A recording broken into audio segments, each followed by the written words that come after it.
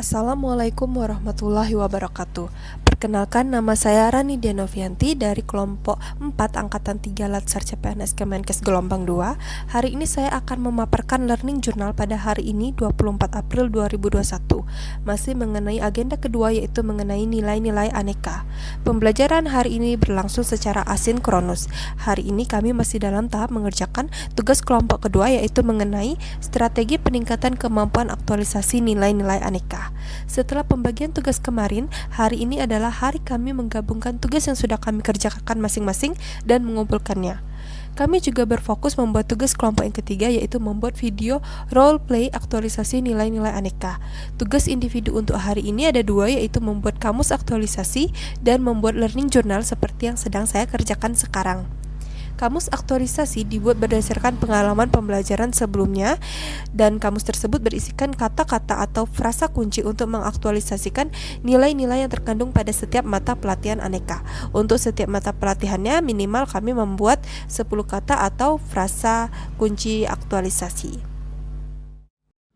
Pembahasan materi kali ini adalah mengenai etika publik yang terdiri dari 3 kegiatan belajar, yaitu yang pertama, kode etik dan perilaku pejabat publik, yang kedua, bentuk-bentuk kode etik dan implikasinya, yang ketiga, aktualisasi etika aparatur sipil negara. Pelayanan publik yang profesional membutuhkan tidak hanya kompetensi teknis dan leadership, namun juga kompetensi etika. Etika publik sendiri merupakan refleksi tentang standar norma yang menentukan baik buruk, benar salahnya perilaku, tindakan, dan keputusan untuk mengarahkan kebijakan publik dalam rangka menjalankan tanggung jawab pelayanan publik. Ada 3 dimensi etika publik, yaitu dimensi kualitas pelayanan publik, dimensi modalitas, dan dimensi tindakan integritas publik.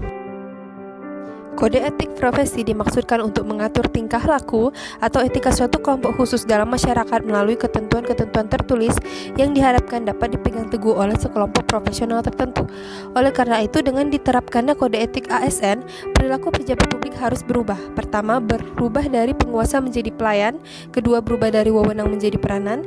Ketiga, menyadari bahwa jabatan publik adalah amanah yang harus dipertanggungjawabkan bukan hanya di dunia tapi juga di akhirat.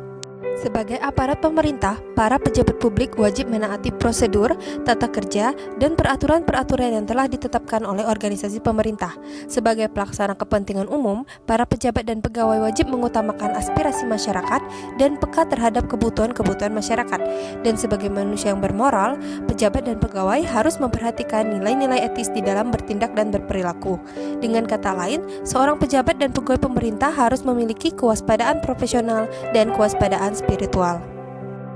Legitimasi kekuasaan. Penggunaan kekuasaan harus sejalan dengan norma etika. Rumusan kebijakan yang dibuat dan cara melaksanakan pelayanan publik yang dilakukan harus dilandasi dengan nilai-nilai kebenaran, pengabdian yang tulus kepada masyarakat, komitmen kepada kesejahteraan warga, serta kaidah-kaidah etis lainnya. Konflik kepentingan. Pedoman kode etik universal adalah kesadaran bagi setiap pegawai pemerintah untuk menghindari adanya konflik kepentingan dalam pelaksanaan tugasnya. Konflik kepentingan adalah tercampurnya kepentingan pribadi dengan kepentingan organisasi yang mengakibatkan kurang optimalnya pencapaian tujuan organisasi. Macam dari konflik kepentingan seperti aji mumpung. Kedudukan seorang dalam jabatan publik seringkali dimanfaatkan untuk transaksi bisnis pribadi atau keuntungan-keuntungan sempit lainnya. Yang kedua, yaitu menerima atau memberi suap. Berbagai bentuk transaksi suap menyuap biasanya terkait dengan digunakannya jabatan publik oleh seorang pemegang kekuasaan secara tidak bertanggung jawab. Yang ketiga, menyalahgunakan pengaruh pribadi, yaitu memanfaatkan pengaruh untuk kepentingan karir atau bisnis yang sempit. Yang keempat, pemanfaatan fasilitas organisasi atau lembaga untuk kepentingan pribadi. Yang kelima, pemanfaatan informasi rahasia, yaitu mengacaukan kedudukan formal dengan keuntungan yang diperoleh secara informal. Yang keenam adalah loyalitas ganda. Sumber-sumber kode etik ASN diantaranya Peraturan Pemerintah Nomor 11 Tahun 1959 tentang Sumpah Jabatan Pegawai Negeri Sipil dan Anggota Angkatan Perang. Yang kedua, Peraturan Pemerintah Nomor 21 Tahun 1975 tentang Sumpah Jabatan atau Janji Pegawai Negeri Sipil. Peraturan Pemerintah Nomor 30 Tahun 1980 tentang Peraturan Disiplin Pegawai Negeri Sipil.